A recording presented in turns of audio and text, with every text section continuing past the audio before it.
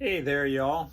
It's Mike here from Southern California, and I'm going to cover a couple of tricks, techniques, and things that might make it a little bit easier for you guys to rebuild your 2002 XR200 front forks, and also maybe do a little bit of a mod too to stiffen up the spring rate on these forks because they are very soft. As covered in a couple of other videos that are great on YouTube, it seems to be the consensus that they are definitely soft for, especially for larger riders.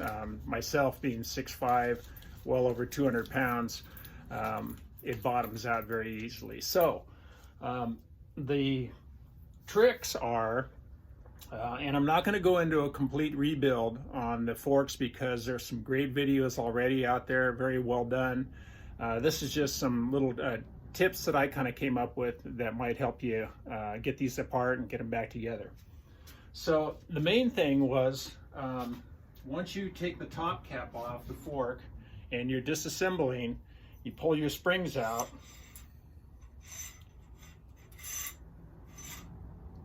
And then down at the bottom here, there is a female 12-point bolt retainer that holds the whole assembly into the bottom of the fork via this 8mm bolt right here. The 8mm bolt is not the problem. The problem is the 12-point female inside of here. Guys were trying to get creative on how to make a tool for that. One of them suggested a broom handle, and that is exactly what I used. I used this piece right here, put that in the vise, and pushed on it as hard as I could. Used an impact driver on the 8mm at the bottom here, and it all came apart very easily.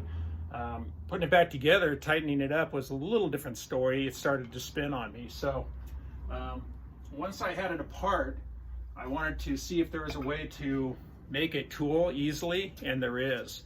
A 1/2-inch bolt, the hex on here fits right down inside that female 12-point, and it will hold it either for loosening or tightening that bottom 8mm bolt. You can make this as long as you want. You can weld a piece of rod on here that you can put in the vise, or you could do threaded rod and a coupling to, you know, whatever you need to get this down inside the fork tube so you can hold that bolt. Okay, so there's tip number one. And Honda's, the dealers, are not going to want you to know about this because that's a cheap bolt and a great tool. So there's number one. The other was a seal driver. A piece of 1.5-inch ABS pipe available at any hardware store or Home Depot makes a great seal driver. Fits right down inside on the OD of the seal. Let's try to show you. Fits really well in there, and it makes a nice soft point for you to tap with your rubber mallet or dead blow hammer and not damage the chrome on your fork, which you definitely don't want to do.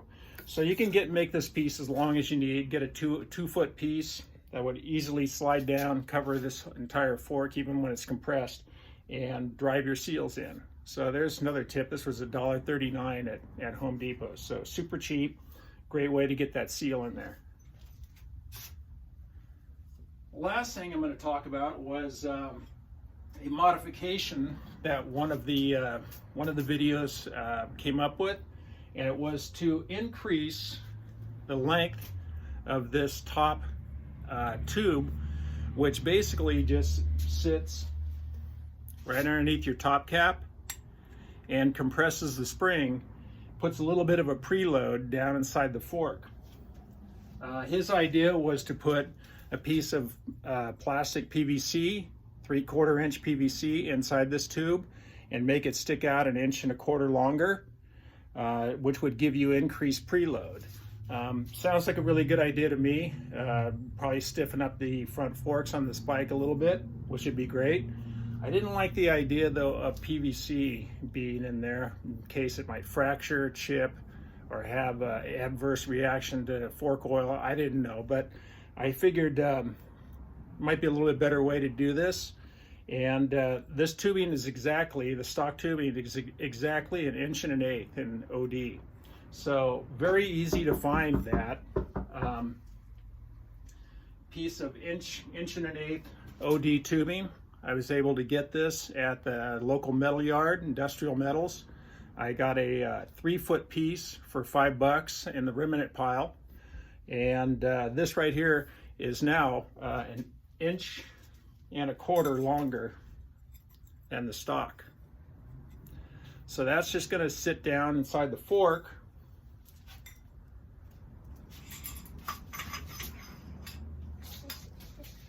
What are you doing?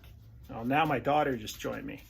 So now I saw you in my room. now I have quite a bit of a preload that I can put on that spring. I just have to be very careful when I put this top bolt back on and make sure that I don't cross thread.